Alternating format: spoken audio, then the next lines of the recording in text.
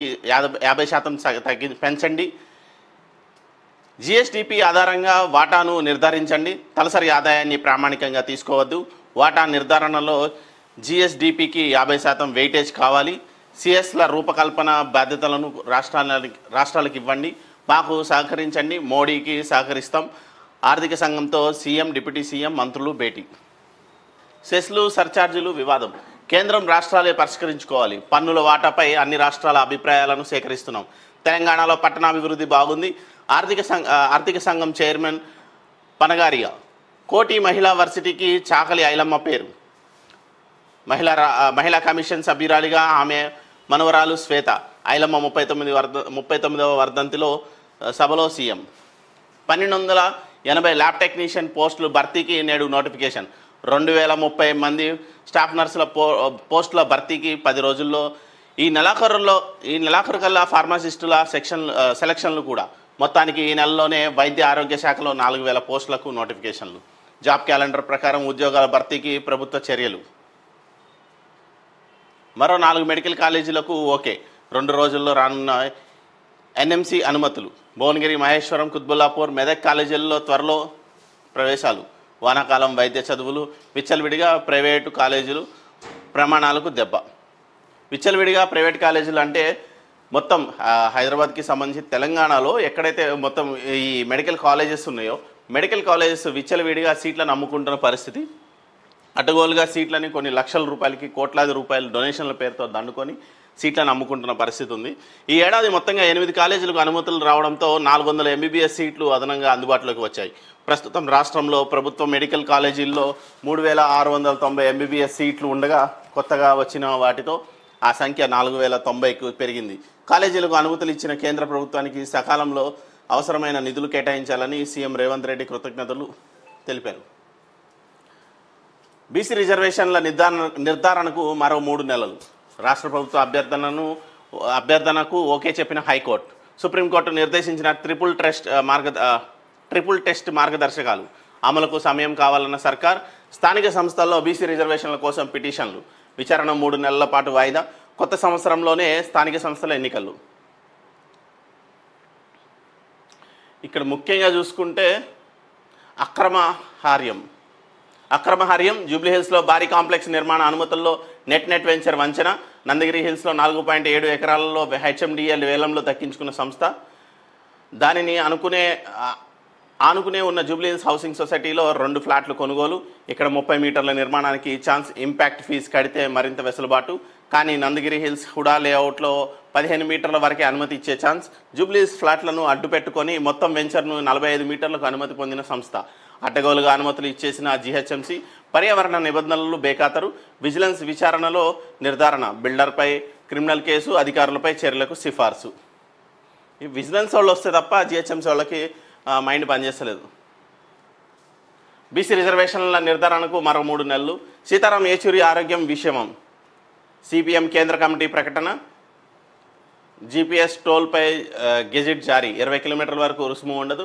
ఆ తర్వాత ప్రయాణించిన దూరానికే జీపీఎస్ అనుసంధానానికి టోల్ గేట్లలోని వ్యవస్థను ఆధునీకరించాల్సిన అవసరం ఉంది.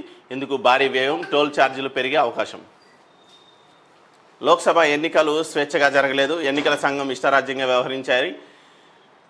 కాంగ్రెస్ ఖాతాలను సీజ్ చేశారు. బడా వ్యాపారులతో మోడీ కుమ్మక్కయ్యారు. ఎన్నికలు సజావుగా జరిగితే బీజేపీకి 240 కూడా వచ్చేవి కావు.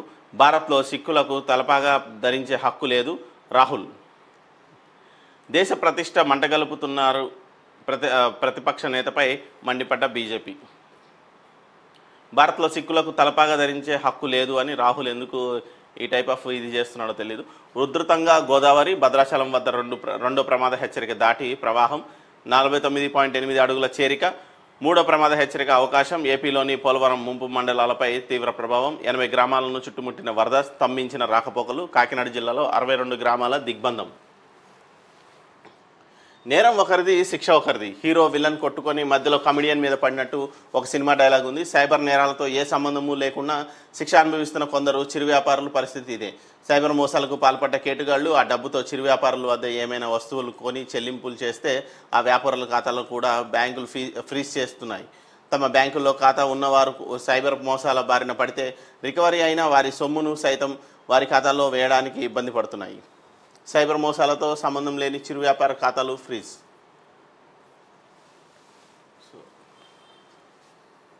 4 మెడికల్ కాలేజీలకు గ్రీన్ సిగ్నల్, పర్మిషన్ ఇవ్వాలని ఎన్ఎంసీకి కేంద్రం ఆదేశం. ఈ ఏడాది మొత్తం 8 మెడికల్ కాలేజీల ఏర్పాటు, ఒక్కో కాలేజీకి 50 సీట్ల చొప్పున అందుబాటులోకి. రాష్ట్రంలో 4090కి పెరిగిన మొత్తం మెడికల్ సీట్లు. 4 మెడికల్ కాలేజీలు వచ్చినాయి కాబట్టి సీట్లు పెరిగినాయి, 400 సీట్లు. ఈ 400 సీట్లని ప్రభుత్వం ఏం చేస్తుందో చూడాలి. అమ్ముకుంటుందా లేదంటే యాస్టీస్గా రన్ చేస్తుందా చూడాలి. ప్రతి నెల జీతాల కంటే అప్పుల కిస్తీలకే ఎక్కువ కడుతున్నాం. జీతాలకు 5,000 కోట్లు అయితే అంతకంటే ఎక్కువ బాకీలకే పోతున్నాయి. డిప్యూటీ సీఎం 10 ఏళ్ల తర్వాత కట్టేలా కండిషన్స్తో గత సర్కారు భారీగా రుణాలు తెచ్చింది. ఆ అప్పులు ఇప్పుడు మేము తీరుస్తున్నాం. కేంద్ర పథకాలు వినియోగించుకోవాలంటే కఠిన నిబంధనలు, దీనివల్ల ఇబ్బందులు ఎదుర్కొంటున్నామని కామెంట్. సార్, మీరు గతంలో రేవంత్ రెడ్డి గారు కావచ్చు, బట్టి విక్రమార్క కావచ్చు, లేదంటే కాంగ్రెస్ లీడర్స్ అందరూ మేము అంత అంటే అంత అని చెప్పేసి బీఆర్ఎస్ గద్దె దించిన తర్వాత మేము అద్భుతంగా పాలిస్తామన్న పెద్ద మనుషులు. రేవంత్ రెడ్డికి అయితే పరిపాలన చేత కావట్లేదు, అర్థమైపోయింది. 10 నెలల్లో వ్యవహారం అయితే క్లియర్ కట్గా తెలిసిపోతుంది రేవంత్ రెడ్డి పనితనం ఎంతో. ఎందుకంటే 8 లక్షల కోట్లు అప్పులు చేసిన పెద్ద మనిషిని తిట్టి పెట్టి ఈ సంవత్సరం వీళ్ళు 75,000 కోట్లు తీసుకొచ్చారు 10 నెలల్లో. అంటే సంవత్సరానికి 1,00,000 కోట్లు వీళ్ళు అప్పు చేశారు. గత ప్రభుత్వం 16,000 మిగులు బడ్జెట్లో ఇస్తే రాష్ట్రాన్ని, సొంత రాష్ట్రాన్ని, తెలంగాణ రాష్ట్రం ఏర్పడినప్పుడు 16,000 కోట్లని 8 లక్షల కోట్లకి తీసుకొచ్చి అప్పులు చేసి వదిలిపెట్టిన పరిస్థితుల్లో అదే 8 లక్షల అప్పులు తీరుస్తామని చెప్పి వచ్చిన రేవంత్ రెడ్డి సర్కార్, ముఖ్యంగా రేవంత్ రెడ్డి, అప్పట్లో తిట్టి పెట్టిన రేవంత్ రెడ్డి ఇప్పుడు 75,000 కోట్లు 10 నెలల్లో అప్పు చేశారు. హుటాహుటిన రాగానే 30,000 కోట్ల రూపాయలు అప్పు చేసిన పెద్ద మనిషి రేవంత్ రెడ్డి. మరి అంత చేతగానితనమా? మరి వ్యాపారాలు చేయాలి కదా. మీరు business background, family business background, అసలు రాష్ట్రంలో సంపదను సృష్టించడం ఎలా అనేది రేవంత్ రెడ్డికి తెలిసినంత గట్టిగా ఎవరికి తెలియదు. సో మరి అంత సంపద సృష్టించగలిగే దమ్మున్న నాయకుడిని ఎన్నుకున్నాక కూడా ఆయన ఇంకా అప్పులు తేవడానికి పరిస్థితి ఎందుకు కల్పిస్తున్నారో నాకు అర్థం కావట్లేదు. అంటే హైడ్రా పేరుతో కూలగొట్టడాలో, లేదంటే ఫోన్ ట్యాపింగ్ కేసుల పేరుతోనో ప్రజల్ని డైవర్షన్ పాలసీలో పడేసి డైవర్షన్ పాలసీ చేస్తున్న రాజకీయ నాయకులకి ఒక క్లారిటీ ఏంటంటే, సంపద సృష్టించాలి అంటే దానికి చాలా కష్టపడాలి, ఎఫర్ట్స్ పెట్టాలి. ఫస్ట్ చుట్టూ ఉన్న మంది మార్బలం ఐఏఎస్లు, ఐపీఎస్ని వాళ్ళని కొంచెం మార్చి మంచి సఫిషియెంట్ ఇళ్ళని పెట్టుకుంటే కొంచెం ఆలోచన మారుతుంది. మొత్తం బీహార్ గ్యాంగే ఉంది. అప్పుడు కేసీఆర్ ప్రభుత్వంలో కూడా బీహార్ గ్యాంగే ఉంది. ఇప్పుడు రేవంత్ రెడ్డి గ్యాంగ్లో కూడా బీహార్ గ్యాంగే ఉంది. మొత్తం ఐఏఎస్లు అందరూ బీహార్ గ్యాంగే, బీహార్ గ్యాంగు, ఐపీఎస్లు బీహార్ గ్యాంగే. మొత్తం వీళ్ళందరూ చేరి రాష్ట్రాన్ని అప్పులు కుప్ప చేస్తున్నారు. మళ్ళీ రేవంత్ రెడ్డి వెళ్ళిపోయేసరికి అప్పు 12 నుంచి 13 లక్షల కోట్ల రూపాయలు అవుతుందని చెప్పేసి ఒక అంచనా ఉంది. ఈ అంచనా ప్రకారం చూసుకుంటే తెలంగాణ రాష్ట్రంలో కేటీఆర్ మొన్న ఒక లెక్క చెప్పారు, నేను రూపాయి అప్పు తెస్తే 52 రూపాయలు రికవరీ ఉంది, దాని మీద ఆదాయం సృష్టిస్తున్నాము, సంపద సృష్టిస్తున్నాము, 48 రూపాయలు మాత్రమే వడ్డీలు కడుతున్నాము అని చెప్పారు.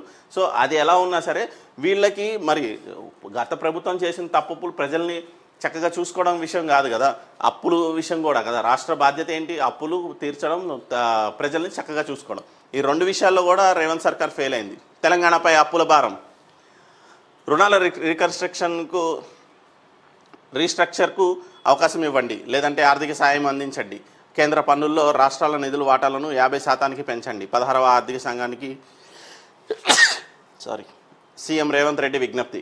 భారీగా అప్పులు చేసిన గత బీఆర్ఎస్ ప్రభుత్వం 6.85 లక్షల కోట్లకు పెరిగిన రుణభారం, బలమైన పునాదులు ఉన్నప్పటికీ ఆర్థికంగా సవాళ్లు. తెలంగాణ యంగెస్ట్ ఫ్యూచర్ స్టేట్, రుణ సమస్యలకు పరిష్కారం చూపాలని వినతి. సో ఇది రేవంత్ రెడ్డి గారి పరిస్థితి. కోటి మహిళా వర్సిటీకి చాకలి ఐలమ్మ పేరు, కోటి మహిళా వర్సిటీకి చాకలి ఐలమ్మ పేరు పెడుతున్న సీఎం రేవంత్ రెడ్డి ప్రకటించారు. ఆమె మనవరాలు శ్వేతను మహిళా కమిషన్ సభ్యురాలుగా నియమిస్తున్నట్టు వెల్లడించారు. ఫ్యూచర్ ప్లానింగ్ బాగుంది, పట్టణాభివృద్ధిపై ప్రభుత్వం ఫోకస్ పెట్టండి, ఇంప్రెస్ చేసింది. ప్రభుత్వం ఫోకస్ పెట్టడం ఇంప్రెస్ చేసింది. 16వ ఆర్థిక సంఘం చైర్మన్ అరవింద్ పనగరియా ప్రశంస. జీడీపీలో తెలంగాణ వాటా గణనీయంగా ఉంది. సెస్ సర్ఛార్జీలు రాష్ట్రాలకు వాటాపై మేము సిఫార్సు చేయలేం, ఆ వాటా రావాలంటే రాజ్యాంగంలో సవరణలు చేయాలని